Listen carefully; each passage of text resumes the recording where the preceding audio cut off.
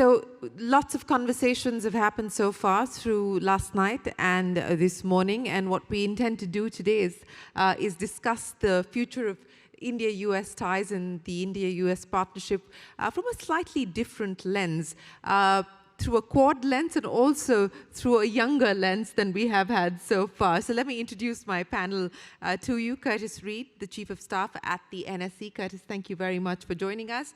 Parris Washington of the Johns Hopkins University, also a Quad Fellow, and Divya Ramesh, also part of the fellowship program and currently at the University of Michigan. Divya, thank you very much for joining us.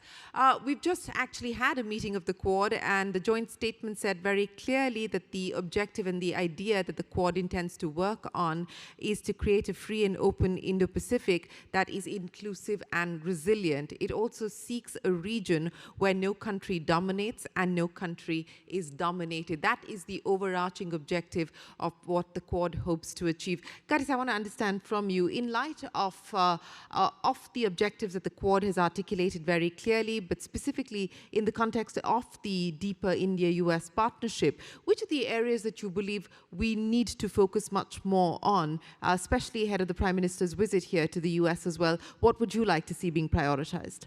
Thank you so much, Shereen. It's a pleasure to be with you all today and to be with you, Divya and Parris, our two incredible fellows here. Really appreciate the question. You know, in his first weeks in office, President Biden made it a priority to elevate the Quad to a leaders level engagement again. And he just had his fourth leaders level summit in Hiroshima on the margins of the G7. And I think, you know, for the president, it is really, the Quad is really a critical strategic framework. You mentioned the free and open Indo-Pacific being the ultimate goal, but it provides an opportunity for four resilient democracies that believe in free market economies, believe in trade, to strategize on issues across the board, be it security, governance, the international order, economics, and trade. And I think the thing that really ties in what we're talking about today here in terms of the Quad Fellowship is the fact that we have combined kind of the importance of people-to-people ties, which I think will come up again and again during Prime Minister Modi's visit next week. You know, a huge Indian-American diaspora in this country connects us to India in a way that we're connected to a number of other countries around the world. But you know, looking at what the challenges are going to be of the 21st century in the Indo-Pacific region, I think the fact that we have this fellowship that brings together 100 fellows from the 4 Quad countries every year to study here in the US and to study in STEM fields, you know, and we just heard a little bit from Divya and Parris, who can share more about what they're studying, but you know, some really innovative you know, doctoral and master's theses going on, from computer science to human genetics to engineering. And I think the importance of this is that we're building connections that don't rely on the government to carry them forward. So we'll have a generation of scholars who have worked on science and technology issues closely together from these 4 countries, which I think will really build a connective tissue going forward in these areas. Well, you know, you talked about this next generation of leaders and the importance of people-to-people contact and engagement. So let's get the next generation of leaders in on the conversation. And Parris, I'll start by talking to you. And for those of you in the room, I had the opportunity to ask Parris what she's working on, and something that interests me deeply: sleep deprivation, and that's what her PhD is on. So Parris, you know, what was the motivation for you to want to be a Quad Fellow, and what do you hope to achieve at the end of it? Oh, thank you so much. So my motivation for really being a Quad Fellow was to really get exposure to these international collaborations and also to international cultures. My interest really is in scientific communication and outreach, despite not only studying sleep, but I'm really passionate about scientific communication and outreach, and particularly making basic science literacy and basic health literacy culturally relevant, especially when communicating these ideas about science. You know, you talked about communicating scientific principles and scientific ideas in a way that's much more nuanced and contextual, Parris. I want to understand from you, you know, especially through the course of the pandemic, we were not just dealing with the virus, but we were also dealing with the pandemic of misinformation on many levels. As a young person who is driven by science and who's dedicating your life's work to science, what do you believe, both at the government level, but also at the level of civil society, at the level of technology companies, what do you believe stakeholders need to do to be able to deal with this? Oh, sure. And I think I was starting to touch on that a little bit, but really this concept of basic science literacy and basic health literacy, in particular in a country like America, and even extending this globally, when you have various different populations and groups of people, particularly those that have been historically marginalized or have a reason to mistrust science and technology, the way we communicate public health policy and scientific information for public good needs to be highly nuanced and needs to be tailored to the communities that you're trying to reach. So having cultural competency when communicating messages about science is really important. But also even the basic science literacy concept that science is not a stagnant field. It's fluid and it's consistently evolving. So even having that fact and communicating that when communicating information and new information about vaccines and viruses is extremely important. Yeah, well, you're talking about technology, and again, I was chatting with Divya just before we came out, and Divya's focus area is on the issue that everybody is talking about, and that is artificial intelligence. And so, Divya, how long before algorithms take over everything? I think, as Kamal was saying, not anytime soon. It really depends on how we're thinking about technology and how we're thinking about AI. So, yeah, short answer is not very soon. Well, that's good to know. At least some of us may have our jobs for a little bit longer. But explain to me. We just heard from Parris on why she wanted to do this. Explain to me why you decided to take this up and what you hope to be the tangible benefit or impact at the end of it. Yeah, thank you for that question. So as Parris was saying, I think the cross-cultural collaboration was very interesting to me. Also, as a computer scientist who's studying responsible AI, I am very interested in translating some of my research interests, research outcomes into policy suggestions, policy advice. And the Quad Fellowship promised exactly this, which is bringing together a cohort of people, both mentors and fellows, who are interested in society, but also have experience with the public sector, the academic, and the governments. So really, this was the motivating factor, and you've just gotten started. Yeah, so it's only been a week. Yes. But you talked about responsible AI, and I think many people in this room are grappling with what that is going to mean eventually. And I think governments around the world are trying to understand whether it can be regulated, and if can be, what should you do? What kind of regulation? Where do you sit on the are you on the fence on that, or do you believe that should there be regulation? Should you leave it free to the market? What's your thought? Yeah, thanks for that question. So for me, the question really is how can we center equity in innovation so that it benefits the larger society? What kind of levers do we have now? What kind of levers do we need to make that happen? So it's the question has multi-layers of answers, and that's what I'm looking at in my PhD. Okay, well, we'd have to take that conversation offline to continue having it. But, Parris, what I want to understand, and what we've heard here from Parris as well as Divya, is that this is really an attempt to get younger people from across the world to be able to share, engage, and hopefully arrive at policy decisions that are much more harmonious. And one of the challenges that we were talking about here this morning was that there's of course regulatory arbitrage, but also that there is just too much different kind of regulation coming at you from different parts of the world. At least for this region with the Quad leadership, do you believe that this could be an attempt at a greater degree of harmonization, a greater degree of appreciation and understanding? No, that's a good way to look at some of these issues, I think. I mean, I think that's one of the reasons why the Quad can be such a powerful venue, is that you're taking four countries that have significant resources in terms of technology and science and their ability to conduct research and really be at the forefront of all these different areas that we're talking about. And so I think working on these things together and then having our governments working, side by side. If the four of our countries are able to come up with what we view as the right standard, it could set an example in the region and indeed around the world as well. So I think it's that collaboration on a strategic level that can help us break through some of what you're talking about on the back end. Parris, one of the aspects that the Quad is looking at, and it's been an expansion of the work that was being done on the vaccine front in the context of the pandemic, and then now the Quad is working on a sort of larger health security partnership aspect. From your point of view and your lens today, how important is it to get the world to look at some of these large issues, challenges, health challenges in a much more uniform way?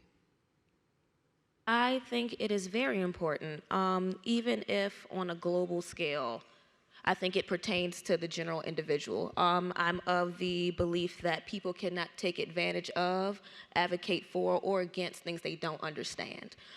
So it's pivotal that on a global scale, we're able to have this health communication, this health messaging, and even the scientific messaging that allows, again, equitable participation of across multiple groups and populations of people.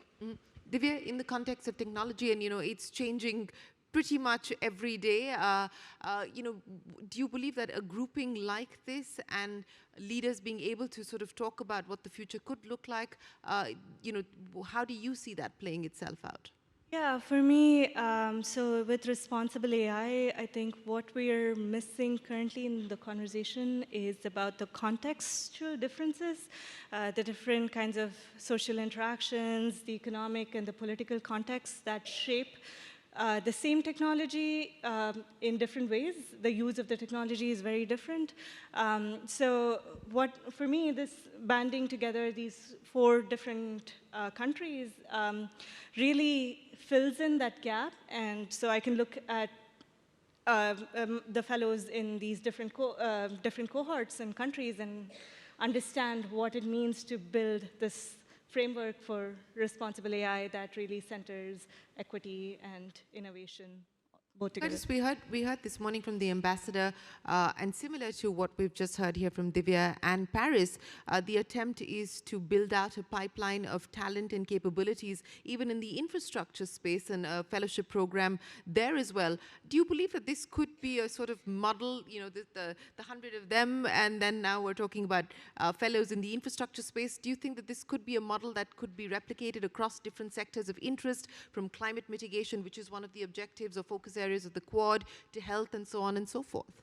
I certainly think so, and I think that's something that we would love to foster and to see. I think what's innovative about the Quad Fellowship is it's managed by Schmidt Futures. It's funded largely through the private sector. And so it really is something that, while the government is involved and it's been a key deliverable for President Biden, is something that could expand quite easily. And, to different sectors, including the ones that you mentioned that are really top of the Quad's agenda.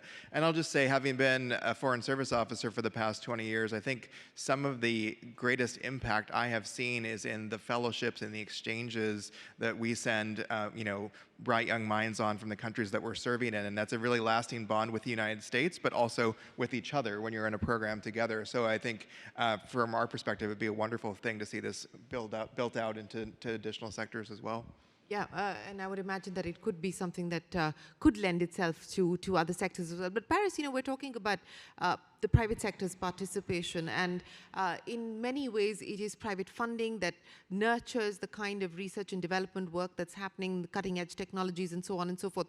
But as someone who is at this point in time looking at research, looking at R&D, what is the ask that you have of the private sector, and how do you believe that there can be a much more robust interchange of ideas and a mechanism that connects industry and academia in a much deeper way? Trying to think of a way that doesn't necessarily place the onus always on the scientists, but very interested in increasing the basic communication in a way that I would even call jargonless communication. So being able to share these scientific ideas and these scientific benefits that is clear for everyone, and then we can go on and make those options accessible and more equitable. Because again, understanding really is the key, and being able to communicate these scientific ideas so that everyone has an understanding and then everyone can benefit. Yeah, Divya, you brought up the issue of equity, and in the context of the private sector nurturing and fostering innovation versus the government coming in and supporting it through grants and so on and so forth. But when you need to address these challenges and address them at scale, I think you need all hands on deck and all stakeholders on board. So, how would you like to see this relationship, be taken forward? That's a very interesting question. So I think that there are benefits with collaborating with the industry, industry-academic collaborations. There's obviously the question of scale that is impossible, less possible otherwise. So I think that the industry really is the backbone of cutting-edge innovation. But we need to start thinking about how can we make this more, accessible to all the populations. What are models of innovation that might, right now it's transparency is a big challenge currently with AI innovation especially. So what are different models of innovation that we can think about? And I think this is where the academic and the government partnerships can really inform something going forward. Yeah, Curtis, on the issue of innovation, on the issue of R&D, what role do you believe in the world that we are about to sort of move into, which continues to be driven so deeply by technology, which is ever changing? What is the role that you believe governments can play in all of this? I think, as we've seen across a number of issues, be it from the COVID-19 pandemic to some of the issues we're talking about today with AI, I think it's important that governments working alone, domestically, and then obviously collectively internationally, because our economies, our research is so tied now, to set the baseline. We don't want to have regulations that prevent research and development from moving forward quickly from partnerships with the private sector. But you also want to make sure that it's done in a way that is safe for society and kind of provides a common framework in which to operate. Mm-hmm. So what is your hope? You're sitting here with Divya and Parris, and of course there's 98 more of them working on some of these issues that we spoke of. What's your hope, from this fellowship program? What do you hope that it will achieve? I mean, I think I hope a few different things. I hope that, the 100 of you in the class this year and then the hundreds in years to come will form kind of like an innovation hub amongst yourselves. These are 4 countries that obviously have significant ties already, but you're working in fields that are so on the cutting edge.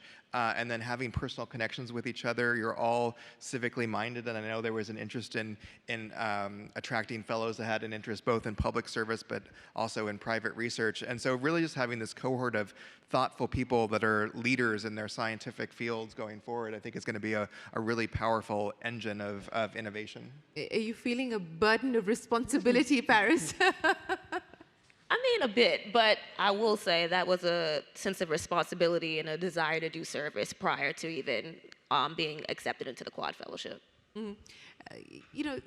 Divya, we spoke about what motivated you to sort of take this up, but as you sort of go through this process and you've just about started, what to your mind has been the experience so far of the ideas or the notions that you had of what this would entail, and what would you like to take away from it at the end of it? That's a very interesting question. For me, it's the friendships. I think we just came back from Melbourne last week. We had a blast. We were all, Not much science happening in Melbourne, I would imagine. Science and a lot of fun. So these friendships are really the ones that I treasure, as Curtis was saying. I'm looking to have it. The fellowship is just the beginning of a lifelong journey of impact. So I'm looking to see what comes out of this, maybe 5-10 years down the line. Speaking of friendships, and I'll ask you this in the context of the Quad, and it's an unusual grouping that's come together. We've discussed why it's come together. It's been a short journey so far, but Curtis, how would you assess the impact of what has been achieved since the Quad was set up? Well, I think, maybe most importantly, the Quad really provides a strategic framework for the region. You mentioned a free and open Indo-Pacific. So, emphasizing the importance of the rules-based international order, of freedom of navigation, of free market economy. We're for resilient democracies. So that kind of sets a framework, I think. And, it creates an environment in which other countries are allowed to, encouraged to partner with the four Quad countries as well on a lot of these issues. So I think we've seen it really as a tool that can be used for a wide range of issues. You just mentioned the pandemic response and vaccine development, talking about clean energy supply chains. So I think for us, it's just important that it remains a vibrant platform that we can continue to add some of these critical and emerging issues into. You talked about critical and emerging, so let me talk about the ISAT in the context of what the Quad is also hoping to achieve, because that's specific to, of course, India and the US, a deeper partnership on emerging and critical technologies, and the hope is that we'll see more forward movement and amplification at the end of the Prime Minister's visit here. How significant is this going to be, especially given the role and relevance of technology, issues like technology transfer, which have been deterrents previously? Do you believe that we're past some of those legacy challenges and moving forward? I think what we're really trying to do, you see this across the world, from our IPEF initiative to APEP here in the Western Hemisphere to ISAT specific to the US-India relationship. I think we're really trying to create forums, venues, partnerships where we can deepen some of these alliances and work out some of these issues. Many of the kind of hindrances you mentioned are highly technical, and we have to look at issues in both of our countries to work them out in detail. And so I think that the importance of these initiatives is that they provide the kind of platform to do that work. So mentors, inspiration, where do you get your inspiration from, and who do you look up to in terms of mentors? Well, to be quite honest, it's not a scientist at all. It's my mother, it's my grandmother, it's those women in my family who were doing it and paving a way before they had a degree, before I was here, and whose shoulders I really stand on. So those are my mentors and who I look to. And what inspires you to do the kind of work that you're doing? Still them. I'm native of DC, and so is my family. We've been here for at least 4 or 5 generations. So getting into that transition where I was getting further and further in my scientific career, and I became the spokesperson for my family when I got into those clinical spaces, when we got into those health spaces, and then transitioning into being that voice as well for my friends and extended family. So again, they really are my inspiration, and my community really is my inspiration for promoting basic science literacy and basic health literacy, because when I think about somebody being able to advocate for themselves, I'm really thinking about them. And what does it take to sit in a lab and stroke mice for 6 hours a day, which is what you do to try and keep them awake so that you can actually discuss the impact of sleep deprivation as part of your research? That's coffee. That would be coffee. But honestly, this is really, my inspiration is the fact that this is a means to an end. Right now, I'm stroking mice with a paintbrush and then harvesting brains, but somewhere down the line, I'm going to be being able to advocate for even the therapeutics of sleep deprivation and the therapeutics for sleep disorders, and being able to communicate that in a way that is understandable and then makes the subsequent health care more accessible. Well, I think I speak for a lot of people. We hope that you have a breakthrough really quick, Parris. Me too, I'm very tired.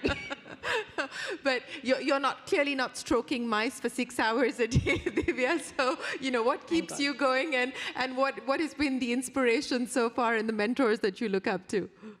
Something very similar to Parris. I think my mother, women who are in patriarchal societies breaking the glass ceiling, that's been a huge inspiration to me. And I look up to people, women of color, people of color, who are, trying to expand the world and make it different from what, they inherited.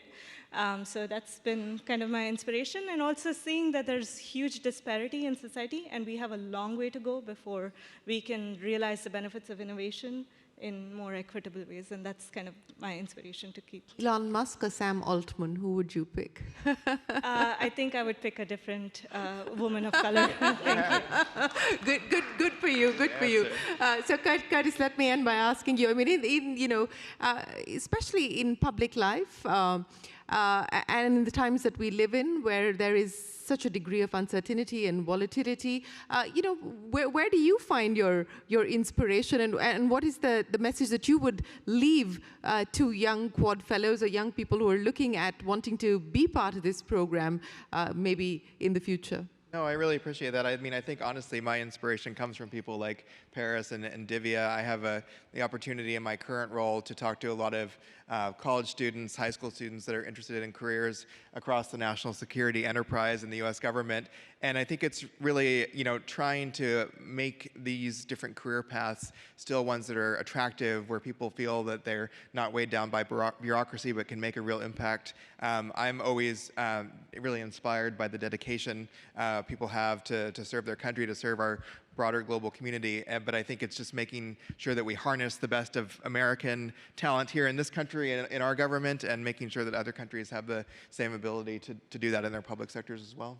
Yeah, we hope that we will see young people in public sector and take up public service as well, but you're doing that in your own ways, Parris and Divya. We wish you the very best of luck. Curtis, thank you very, very much for joining us here this afternoon. Ladies and gentlemen, a big round of applause for the Quad Fellows.